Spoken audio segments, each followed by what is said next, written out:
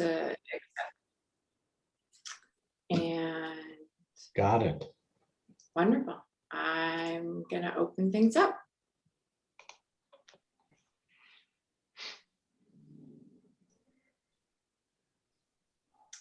Hello, everyone. Thanks for joining. Good to have you. Oh, JP, look at that background. I like it. Hello, hello. I know we're a couple minutes after, but I think I'm just going to give folks a few more minutes to join before we officially kick off. This will be the last event that we have for a little while. We're going to take a little break for July and August. I think people might be zoomed out with events, and so we're going to pause, but we will get this event kicked off momentarily here as we have some more folks that are continuing to join. But it should be a good event, and I'm excited for our conversation today. Let me just wait for another minute or two as these last folks seem to be getting into through the waiting room. I will go ahead and just put up my couple of intro slides that I will walk through in just a moment here as we have folks come through and continue to join us.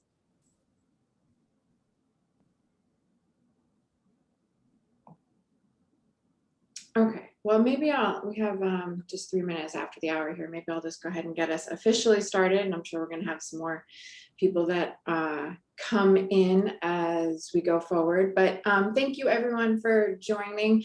I'm actually really excited about this topic.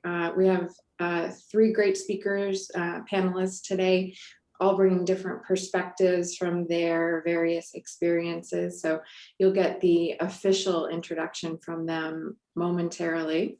But today's program will also be moderated by David Wallace. And so I realized after I put the slide together, I probably should have had his picture up here as well. But this idea for the topic of today's event was his. And so I wanted to make sure to bring him into the fold as the moderator of this conversation. David has been doing volunteer work for the Boston chapter for the last 18 months. And so it's fun to be able to share the microphone with our volunteers. And so he will be moderating today's conversation. I always like to kick off the event just with reiterating the purpose and vision of the Conscious Capitalism chapter. So our purpose is to connect, educate, and inspire leaders and workers to consciously build businesses that positively impact the world. And our vision is we will foster the fundamental transformation of capitalism to a healthy, balanced way of doing business for all people and the planet. And then I always like to give a shout out to all of our corporate members. One of our speakers today, Sam, is the CEO of one of our, I think actually our very first corporate member was Sentinel. And so he is with us today and will be speaking about his experience. And so we're grateful for him and Sentinel's participation as corporate members of our chapter, in addition to all the other corporate members that we have in our community. Pretty straightforward agenda today. I'm gonna wrap up the opening session comments momentarily. Then we're gonna have the panel conversation. But then we also want to have Q&A, and so we're happy to do Q&A via chat. But you can also, when we get to that time to be doing Q&A, feel free to ask your questions directly by unmuting yourself. This is a bit more of an informal atmosphere as opposed to a webinar format where we like to have interaction when we can. the last housekeeping note I will make is just we are recording today's session. We like to do so in these virtual environments so that we can share the content afterwards. And so you can be feel free to rewatch and or share the session after the fact. And with that, I'm going to pass the mic to David to kick us off. Thanks and welcome everybody. I want to say thanks also to folks who found a shady, breezy spot to talk about their company instead of complaining about weather or traffic on the twos. And sort of reiterating the point of this really is a workshop and a discussion. It's not a panel. And I know we have some talent in the audience as well as on the stage. So as much as we can make this a Q&A that's helpful and interactive, we're endeavoring to do that. This topic folds in a lot of different aspects of the future of work. And because it's interconnected and a little messy, we're going to sort of dive right in with a introduction to the topic from the speakers who all have a different viewpoint on what is transition, what is their company culture, because it really is more than the history of the business or the way we've always done things or the fact that there's Taco Tuesday. There's a lot wrapped up in how you as the business owner or the line of business manager or a single site manager see culture. And it's often different from frontline employees. So one of the things we're trying to do is align the view from the owner to the frontline, to the customer, so that there's some mutual understanding of what is culture, what is positive to keep, what is in need of change. And then particularly with some of the folks who've done culture change, let's talk about the small ways of making that happen and avoiding things like burnout or the negative things that come with company culture. As part of the hello, each of the main panelists has a leading question that I'll throw at them, and it both introduces them to you if you've not met them, but it also explains their circumstance in a way that gives them an opportunity to expand on how transition, executive or pandemic changed their business. So let's start with an introductory question for Sam Mitchell, who's been the CEO at Sentinel Benefits since 2016 and took on the role in an unexpected executive transition and has probably seen some culture change in the last few years, not just because of technology and the growth of the business, but also by embracing some of the purpose and mission behind conscious capitalism. Keeping in mind, we're not here to sell conscious capitalism or the books as much as the idea that business can be a force for social good. And there are details about Sentinel on its website and what it does as a community leader. But Sam, can you give us a sense of what has made Sentinel unique in the years that you've been leading the charge? Sure. I just want to say good afternoon to everyone. And just personally, I'm really excited to be part of this discussion today. As we look forward to, what change looks like in the future, and I know that's the topic today, I did want to maybe give 2 minutes of, how Sentinel got here and how personally my leadership journey has evolved since 2016. So when David talked about that situation of change, we actually had our founding CEO at age 52 pass away at a wedding on a Saturday night. And I've been at Sentinel since 2000. So I was on the leadership team for over, about 15 years when that happened, was positioned to be the CEO 10 years later, not 10 minutes later from when that happened. And I think replacing a very large presence, a very smart founding CEO, I knew right away that for Sentinel to be successful moving forward, we had to have authenticity at all levels of our leadership team. So that's really what I started with, and really focused on caring for our people. And really wanted it to be a consistent voice. We wanted to be consistent throughout our culture. be accountable to one another, and to be totally transparent. And I think, for me personally and for our company, that experience, while it was very emotional, very personal to us, 5 years ago, what we endured really allowed us to keep that together, keep our culture together through the pandemic. Because from 2016 until today, what we did is we really recast our vision and our purpose as a company. We created what I would call our values, which we call our foundational 5, really informed who we want to be as a company and who we serve. And who we serve is each other, our clients, and our community. So we are really, those are the tenets of what we do every day. And we're really, I don't think that we're that much different than any other company, but what we've done is become much more intentional about living that every day. So again, just excited to be here, and I don't want to take up too much airspace. Thanks, Sam. I think that's a really key point of caring for people. It's something that I've heard a lot in the transition back to work or back to the office discussion, that there was a lot of importance put on recognition of what people have been through and supporting each other.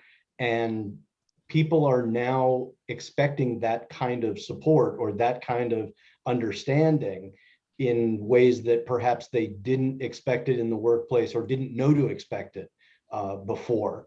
So certainly some things that were nice to do are now gotta do, or they're raising the floor in terms of all of the discussion about people changing jobs or looking for a more supportive workplace. I think another point you make about the authenticity part of it is the way that people know what is a real effort and what is a t-shirt and a token gesture. That's not just gotten by longevity, but it's also in the way that you get the unsolicited attaboy, attagirl, attababy from your coworkers as well as from your top managers. Another introduction I would make, and hello, because the transition story is also part of, as Sam mentioned, the founders transition to a next generation, whether that's kids or a next generation of manager. Lynn, you've been through the sale experience and then working for the buyer at the company. Were you seeing changes that happened quickly or slowly after the transaction closed to give you a clue that things were going to be different? And can you tell us a little bit more about the experience? Sure. I was involved in a family-owned business for 20 years, and it was a ripe time for us to look for a buyer. And we were really focused on the customer and the employees as a small family-owned business that had grown to a point where we needed more management in place, and we had some family dynamics that didn't allow that. And so we sold to a private equity group, and some of us stayed on and some of us did not. And quickly learned that was a really different, they had different values and management style than we had as a family-owned business. And when we talk about transition and changes, one thing that I would probably tell someone that was in the position I was before I sold, that do a deeper dive on values and fit to make sure that your values are in line with your buyer. Once I left, some of my key employees were let go as well, who were employees that any normal buyer or normal management team would want in place. They were all in. And so that actually caused me to go and get certified in executive and leadership coaching, because my experience, along with my employees' experience, I felt like there was an opportunity to help leaders lead in a better way. And so that is why I'm where I am. And I've done a lot of research on trying to help leaders in this new workforce, the hybrid or remote workforce. So when David asked me to speak, I was very grateful to be able to join this panel and hopefully answer some questions that people have. Was there a difference in the way the family viewed the business after the transaction was closed? I mean, did the same sort of customer relationships or concern for the business live on for a period of time after the new owners took over? Everyone wanted to put the customers first. Without getting into specifics, some things that we thought were value added for the customer were cut as a result of financial decisions. And that was just hard to watch, because sometimes not everything is financial. We did financially fine, running it ourselves. But we weren't always, that wasn't always the only focus. And I guess that is one change that was hard for us to look at. And one of the issues that we hear a lot about, especially, is resiliency, and that change is in response to something. So a sale, a pandemic, a natural disaster. You hear a lot about company culture really being tested by those kinds of emergencies or crises. How does that factor into when it's pressure tested or requiring you to really show what the company's goal or ethics really are? Tom, is that a good segue to start? Yeah, I guess I'll give you a little background, everybody. Hi, I'm Tom Bradbury. I'm CEO of Helix 2, a consultancy focused on helping businesses transform or transition by the alignment of talent and technology. For 20 years, I owned a business that I ultimately sold to a competitor, but the business's focus was helping corporations, mid-size up to the enterprise, some globally recognized brands, transition to a new workplace, design and build a workplace. And what my company was charged to do on each and every project was to chair the technology work stream of the project, collect all the information as far as what they were doing now, what they were trying to accomplish in the new workplace, and design all of the connectivity and audio visual and security systems and many other different types of solutions and platforms, and incorporate those requirements into the design drawings and then help oversee the build out. And, over the years, I noticed how commoditized my business got and how it was seen in the industry. And more importantly, at the same time, I noticed how these large brands had mission and value statements and cultures, and what I saw kind of under the hood in their practices of thinking about the design strategically and where they want to go strategically as a business, and how it wasn't in line with the investments, the track they took to decide on investing in technology, right? To think about, who do we want our employees to be over the next 10 years or 5 years, right? How do they like to work? What kind of tools should we be investing in? And how do we roll them out and make sure everyone's using them appropriately? So that after I sold my business, I really focused there and started to perform these workplace technology assessments. And over a few years, I saw how, in fact, leadership, IT and HR departments, and the reality of the end users were just not aligned in, what people were experiencing wasn't what a CEO was touting their business was. Those attributes were not one and the same. So it brought me to a place of realizing this is a culture. This is a piece of their culture. If it's in sync or not in sync, it's who they are. And it actually propelled me to write a book, The Culture Project, How to Reboot Your Organization in 30 Days.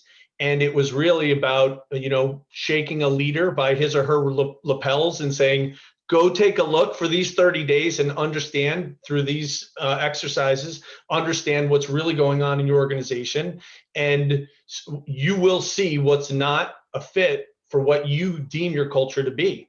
And then work on building it up. And, I believe strongly in today's world. And by the way, I wrote this book before COVID, released it in November of 20. And it's a very timely place to be for me now, because, aligning technology and talent to evolve and maintain your culture is such a huge topic and issue that's literally on the desk of most every CEO in the world. And so that's what we've been doing. And David, did I get to your specific question in there? You're on mute. Of maybe it's a technology stack issue and update. Maybe it's the change to a remote workforce. I mean, there's some sort of pressure that makes the diamond here. So whether it's the ability to get the work done, the ability to get the work done safely and remotely, there's a lot of different reasons why there's going to be change. A lot of people in the HR side of the world point to issues like job security or income security or community support. And often those are things that get tested in an emergency like a natural disaster. Maybe it's not the experience of the ways that the technology changes the culture. But is that Yeah, I think what you're one of the drivers is, I guess, the question. Yeah, what I think you're getting at, especially in today's world where you can leverage flexible solutions that can be more resilient in today's world and help people continue to be connected and productive. And those are obviously healthy things for workers and a business, right? When their employees are both connected and productive. So, leveraging the cloud, leveraging the right solutions within the cloud that enable people, and creating environments, right? It's not only, people talk about learning, right? And support and training, but those are huge factors in every culture across many different domains within an organization, right? And one of the things that I talk about a lot, which I think helps get to where what you were asking about, David, is kind of this culture of perpetual learning. I think is so important in today's world, so that, but it's amazing when you go in and you assess these organizations and people literally all do things their own way because there are no clear policies or understandings on what to use and how to use solutions, right? So on one hand, that seems really down in the weeds. On the other hand, there are so many different ramifications to that where people have to kind of do things on their own. They feel like they have to turn things twice in order to get, one turn's worth of work. And also from an info security, right? An organization's cybersecurity posture. If people are putting data all over the place, it's known as data sprawl. And now that where that really important element in today's business world, you make it more of a challenge if it is indeed all over the place. So there are so many ramifications when people aren't educated and being supported perpetually. Well, that's a two-sided coin, though. And Sam, can we lure you back in, in terms of not making the culture a single way of doing things and a single way of using technology, as much as we heard from a lot of companies that had tech debt or had tech issues. They had to embrace cloud or had to embrace remote work to enable people to do what they did remotely. Was that on your agenda before the last 18 months, or did things accelerate in your shop as well as the way of getting things done had to change? So it's interesting. I would say it's both. I think, our roadmap for technology and collaboration was pretty far along before March of 2020. And, we're really fortunate about that. And ironically, we introduced Zoom collaboration on March 1st of 2020, and that's when we went through the training. So just dumb luck. But again, it kind of paints the picture that our journey was not just beginning for this.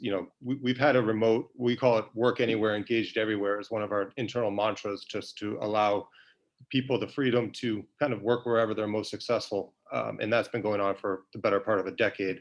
So, moving to the cloud and some of those infrastructure things, were accelerated for sure. So I think it's a really good point that, and we were making this point earlier, it's not really that the pandemic and all these things that have been punching us in the face for the past 15 months have changed us, but it's certainly accelerated the need for what we need to do as businesses. And but again, I think for Sentinel's journey, it was the culmination of many years of work, and we were very fortunate where we didn't lose an ounce of support time for our people. We never had to lay anyone off. We kind of just wanted to be there, and our technology and our management team allowed us to be there for our clients, and that's what I'm most proud of. Is we never wavered from that. We were always there.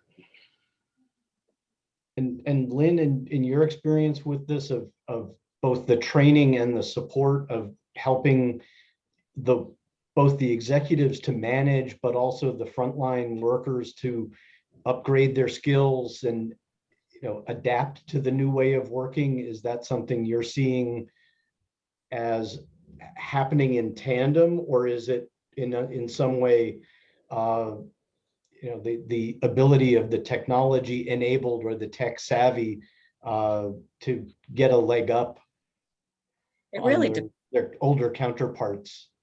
It really depends, on an organization and on an individual. I think, I was talking to an older gentleman who fortunately is not working right now. He's retired, but his inability to understand that, people can work from home. And he started asking me all these questions about, do you pay people more who decide to come to the office versus who work, and it just was this whole inability to understand that, it's not seeing someone's face that makes them a good worker, and that, you really have to change the way you think that, it's more what they are capable of doing, not how long they're in the office. And so I think, it's companies are going to have to get a culture change if they have leaders that think this way. I posted on LinkedIn about Morgan Stanley saying work is done in the office and he wants everyone back then. Unfortunately, a lot of the people have gotten the flavor that, wow, I get more done not leaving my house, not getting up and getting coffee, and so there are companies that are going to embrace that, and the companies that aren't, they may lose good talent and potential talents, and the companies that are embracing that are going to benefit from the leaders that are out there saying everyone's coming back to the office after Labor Day. I mean, full disclosure, for me at least, I've worked for myself longer than I was ever an employee, and I have some of the stories and scars of being in the call center and learning from the person sitting next to me in the next cubicle. Or, there are pros and cons to every work style, and yes, there are some people like telephone linemen who can't work at home. Right. There are some jobs that have to be done on site and accommodated in certain ways. In terms of the work anywhere, engage and make it possible to deliver from anywhere, does that start to raise expectations from your customer in terms of always available or always on? And I'd love to hear from some of the folks who are attendees, and I know I won't put people on the spot in their tiny Zoom box, but I'm curious to find out if the expectations of the customer or the client start going up, the more responsive and the more 24/7 your service can be.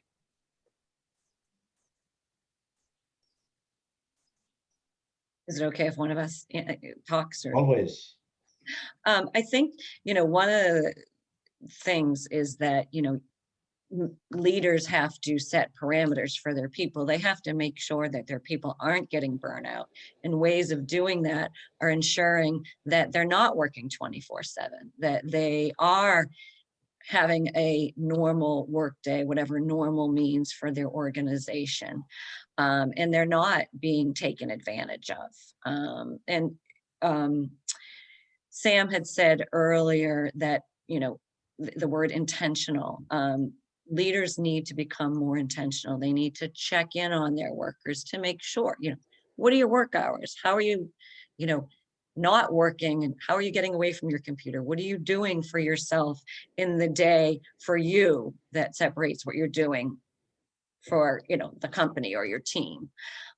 So there is a lot of, balance that needs to be done individually, but also leaders need to make sure there's balance for their people.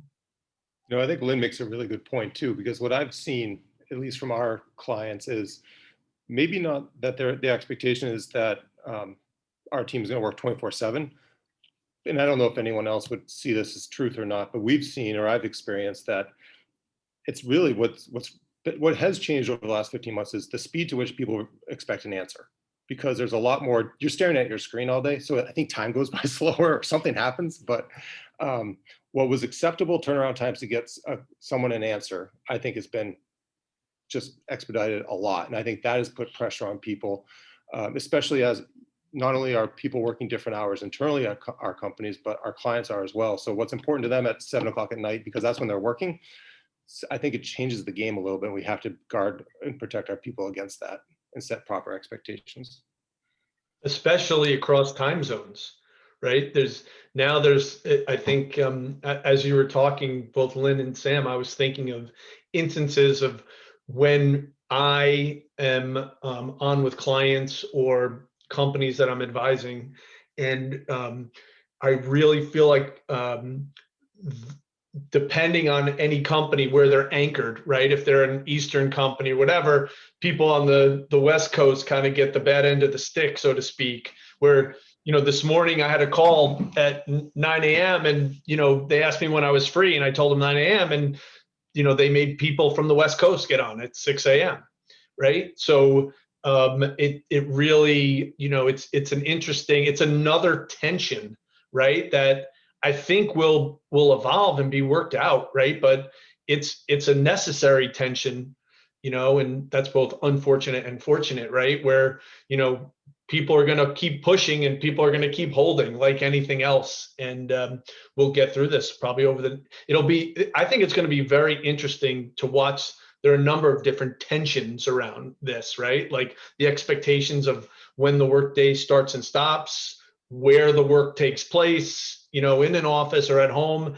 And, over the next 12 to 18 to 24 months, I call it this culture opportunity zone, right? Like getting back is in September, and leadership has such a wonderful opportunity to revisit their culture in deeper ways, right? And it might not be an opportunity, it might be a necessity, right? Based on just structurally how everything's being challenged. It's certainly a chance for team leaders to build trust, to get to know. By now, we know everyone who has a cat that crawls across their screen. We know more about the people we work with, perhaps, not just what their Zoom background looks like, but what are their personal life requirements, the push and pull on time, on dollars, on commitment outside of work. And what that does to the work schedule. But as far as the opportunity for more trust and better support or better backstopping of your workforce as part of your company culture, it seems that's something that's been built up. And I've heard consultants say, don't squander that if you're a manager, if you're an executive. You don't want to give that back or go back to the way things were if the situation pre-pandemic response or pre-earthquake and wildfire response was one of, all right, everybody is a free agent, going out and doing their own thing, but without a lot of either corporate support or team member support. So, Lynn, what are you advising as far as the going forward? Not just the technology and the sort of operating, but the idea of additional trust or additional building support and building the opportunity for companies to set themselves up for future success in the coaching part of your work. Right. Obviously not every, and you pointed out, there are jobs that cannot be done remotely. So, taking a step back, looking, seeing if if you truly can offer the opportunity for people to continue to work remotely. Um, taking a poll and seeing, do you have employees that want to be in the office? Do you have employees who want to stay at home? Is there a happy medium? Reevaluating what your workspace looks like, what you need for office space. And then once you know, come up with a model that works for your company, there's a whole new training that needs to go on with your leaders to um, to manage the hybrid workplace if you have employees that are at home and you have employees that are in the office, because there's going to be that concern of people who choose to work from home because they've set up a life that works for a work-life balance that works for their family or themselves, or they've moved away and they have a better economic situation for themselves, and so leaders are going to need to learn how to manage that workforce. So there's going to have to be some training.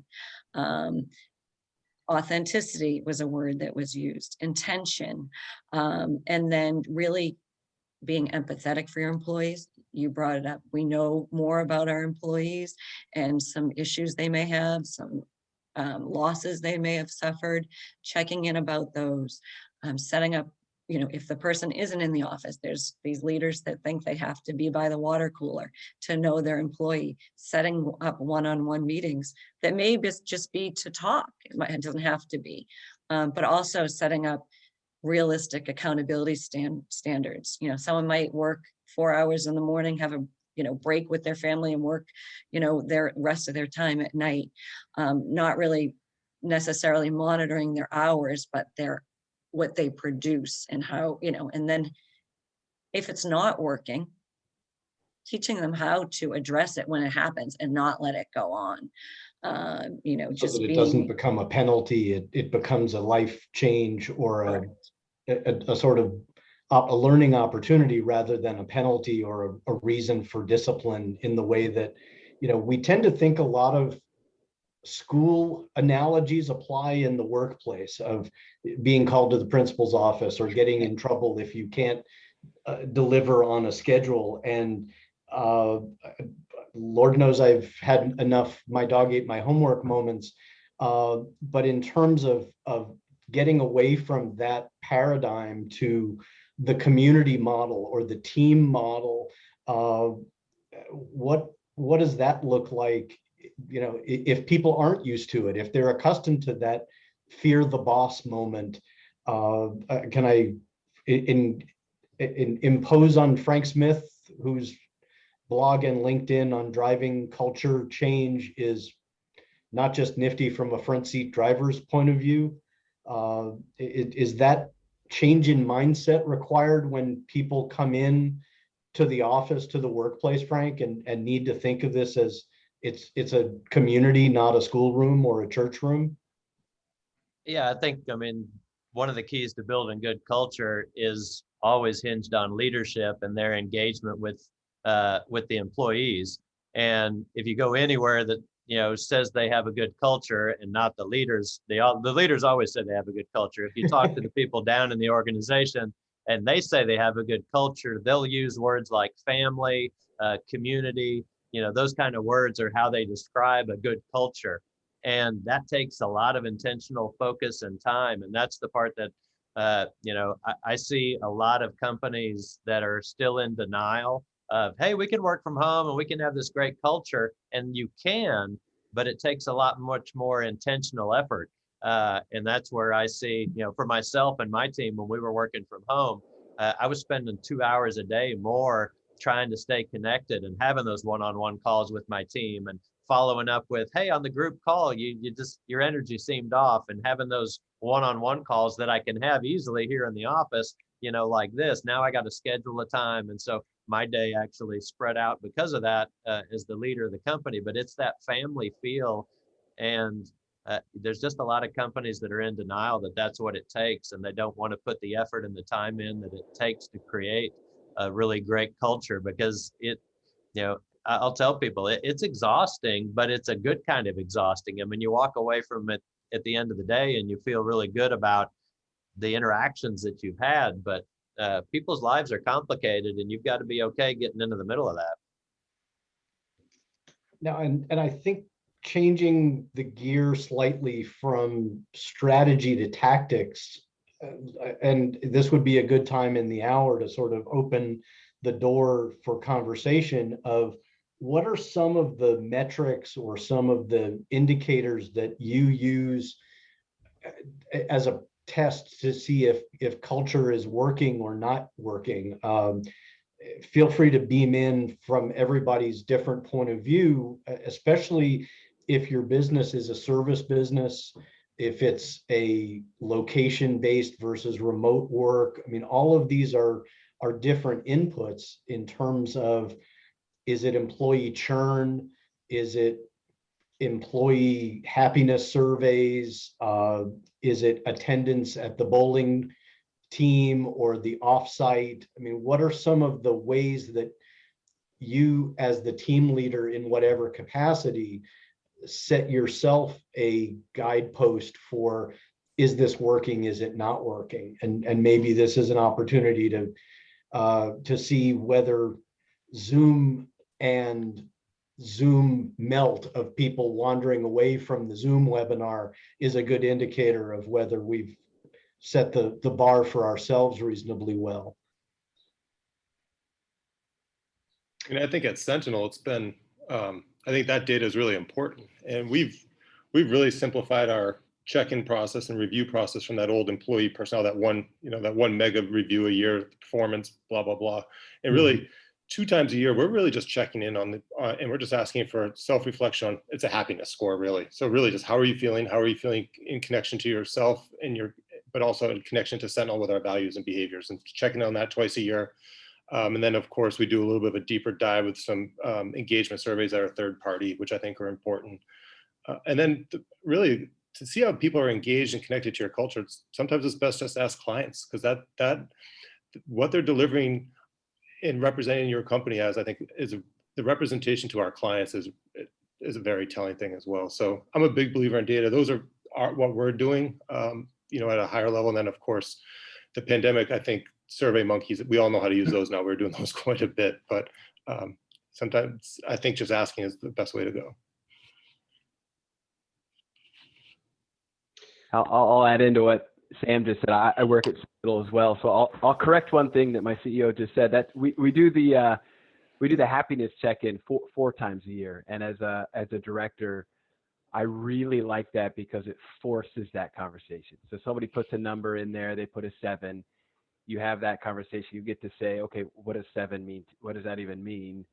Why? And you're forced to talk about it, and it's perfect. Otherwise, nobody wants to talk about it. And if you're not a 9 or higher, we're terrified and down in the dumps for a couple of days. A 7's not good. I guess it's creating the metrics around what your goals are. And my opinion would be that, first of all, I'd like to mention this for anyone who might be interested. The Edelman Trust Report recently came out. And to kind of really put more focus on what we're talking about, it basically said that people were have lost trust in government, right? And where the trust is going is to the organizations that they work for, interesting enough. So that is both a big responsibility and a big opportunity, right? To figure out what you want to get done. And what I see, my opinion would be that how people are kind of approaching, how leaders are approaching their people, right? They can say, this is what I think is best for the organization. But if you go and try to push that down people's throats right now, it's not going to go as well as they might hope for. So what they really need to do is establish some metrics to how people are responding to what they're doing, and then come up with things that they want to put in place to engage people and enable them in the ways that they're looking to kind of shepherd their organization. I think that's really the way forward. And if it's, I think I want people back in the workplace, you should tell people they have flexibility, but then start doing things in the workplace that, you know, are beneficial to employees when they're there, right? And then track, are these ideas working, right? And the, you know, remotely you could do the same thing. There's, you know, it occurred to me when Lynn was talking earlier, and then Frank said something very similar. It's like when Sam mentioned how he was well positioned for the cloud, right? I see it all the time.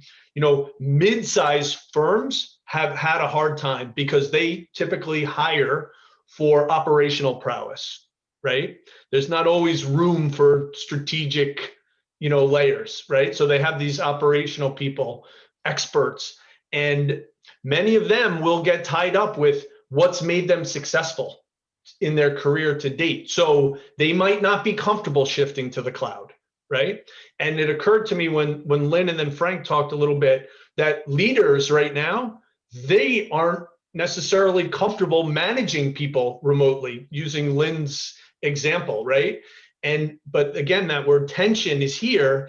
We have to help them get comfortable. We have to support how they do that in a newer way of working, like these new work styles. I think why also goes a long way. The reason why, not just explaining that there's a back to the office, but what are the reasons why it's preferred? What are the benefits to the organization? What are the benefits to the employees?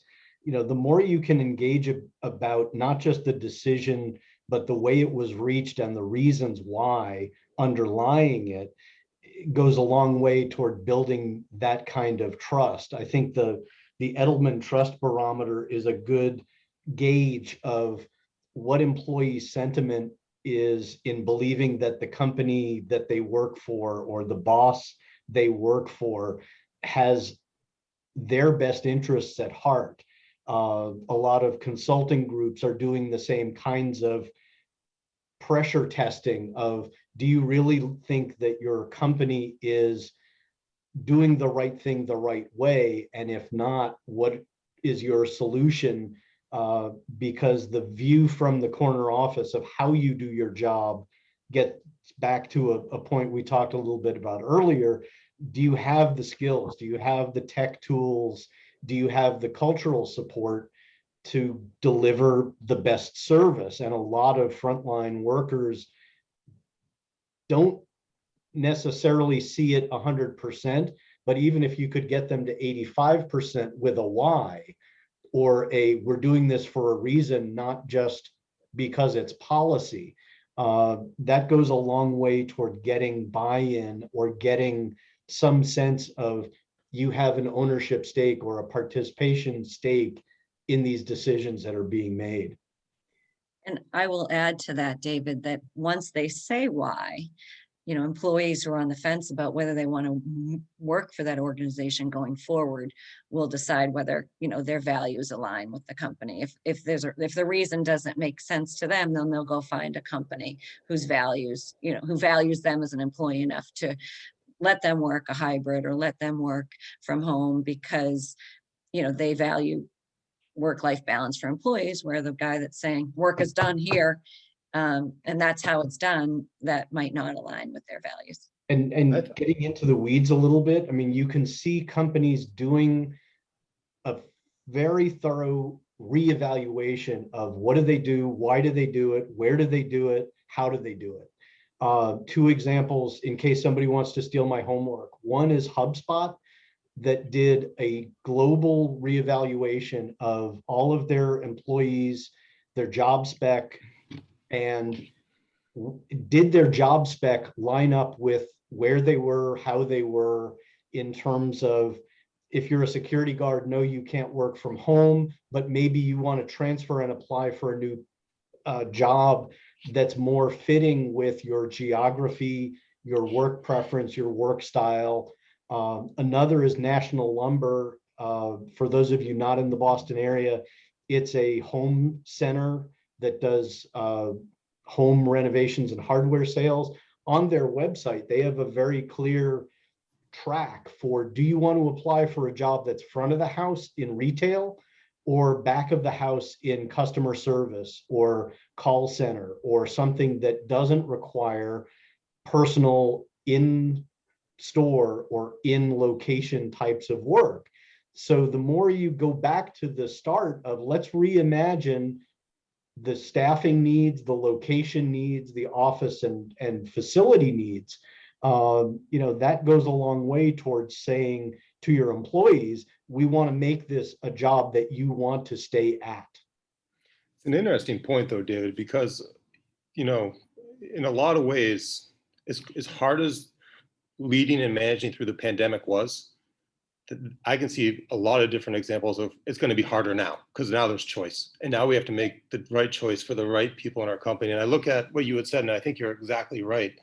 If you're in a multifaceted organization or a larger organization, those of us charged with making the key decisions for where we're going to take the company from that culture standpoint, if you will, we are far removed probably from what is in the best interest of those singular teams that are led by a frontline manager that have a pulse on the company. And I think, and I actually learned as Kelly was on the call, I was, going through, Sentinel's vision is to be flexible, to empower people and to have a trusting environment. But then there's the what if. What if we're empowering, and that's working throughout the organization, but you have a manager, a frontline manager that's leading the work center, be in the office because it's comfortable for them, and they're not thinking, widely enough to make it better for the organization. And that's a really good challenge for us because you have to get in the weeds a little bit to understand exactly what could be creating cultural killers throughout the organization as we come back. And I think that was a really interesting point that was made. And I think further to that point, Sam, is that we have to respect what people have gone through over the last 15 months. I was talking to a leader of a global company yesterday, and he was still trying. He's like, I'm trying to figure this out. He said, on one hand, I like doing and showing, not saying. So, when there was a tide of Asian hate statements and stuff, and people were pressuring him to go on social media and say stuff, he said, you know what I didn't love about it is that I had to go say something, but I have some absurd percentage of my project directors it was like in the 40 to 50% range are Asian women, right? And he's saying, I'm doing, I don't want to be pressured to say, I want to be pressured to do and show. And he also, another thing he said, which gives a mindset a little bit that we have to give people space in a lot of ways, is that he got a lot of pressure internal about giving back. So him and his team designed a plan that on company time will start out with 1 hour a week on company time. You do some community service oriented, and he developed a plan that would be a day a week, right? To get to a day a week as we meet these metrics. And he's having and the people that came and fought and said, we want you to do this, are not participating, right? So, and I don't say that negatively as much as I say, people have been through a lot, and what they think they might want today might not necessarily be what they want or in their best interest in a year. And I think that's another reason why we have to pay attention to where people are at and iterate our way through this in a way that's aligned for our company and our people's best interests. Yeah. David, I'll just throw in, you mentioned metrics earlier.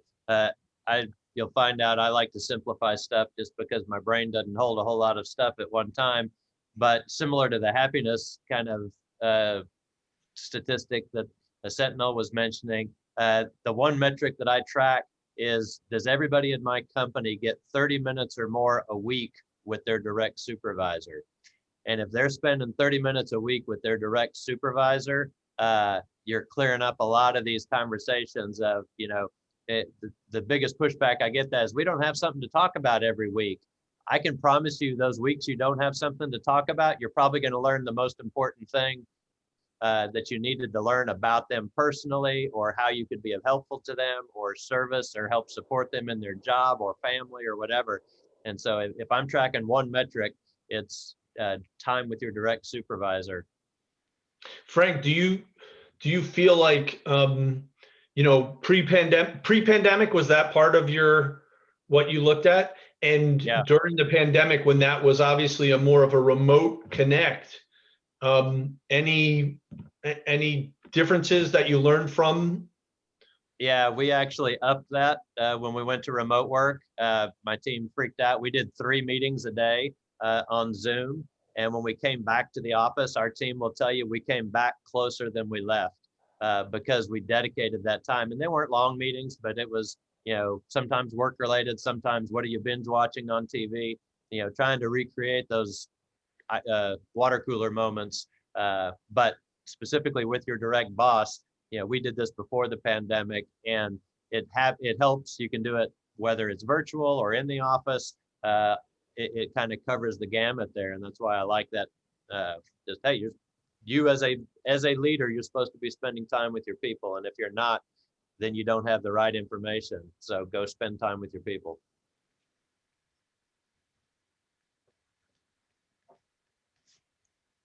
If you're only managing up, or you're only having meetings with those, at a higher corporate rank, that's a clue that you're not seeing the whole picture. That you're not seeing the community part or the employees on the loading dock part. I mean, you really have, you have to be intentional about seeing as many different points of view. And I like the 30-minute rule, because it certainly defuses or solves small problems before they become multi-source or multi-complicated sorts of issues. The more you can solve early and often, the less you have to talk about at the weekly meeting. Yeah. Well, and I don't have to have annual performance reviews either, because we're having those conversations when they're off by this much instead of waiting until they're off by this much. And Right. from a leadership standpoint, I'd much rather have this conversation. That's easy. This one's much more difficult when I've got to tell you that you're way off. And then they're usually just mad at me because I've waited so long to tell them. The small course corrections. Now, I realize we're coming up on time, so if people have to scram, you're welcome to stay or go, because you push buttons as you like. I've got a few more minutes on my calendar to stick around if there are questions. The chat's been remarkably quiet. Anything we haven't gotten to? I mean, we talked around culture killers and the people in an organization that are just always cranky and always saying no to whatever the initiative is. Is there a way to sort of win over the people who just won't get on board? I think if we present this as an opportunity, if they see a survey before the pandemic and they weren't getting good reviews, you know what? You can reinvent yourself. This is, and just to, have them trust in the process, give it a try. This is trial and error. Some things, you can try something. If it doesn't work, try something else. Nothing's set in stone. Be creative. And, if you let down your guard and start trusting people, maybe your not popularity ratings, but your ratings as a manager will go up. And, if your people are happy, it only makes you a better leader and a better company and person. So. Just because we are at time, I just want to say, Tom and Sam, why don't you just say, maybe your comment in answer to David's question and just any final words, and then we'll officially wrap.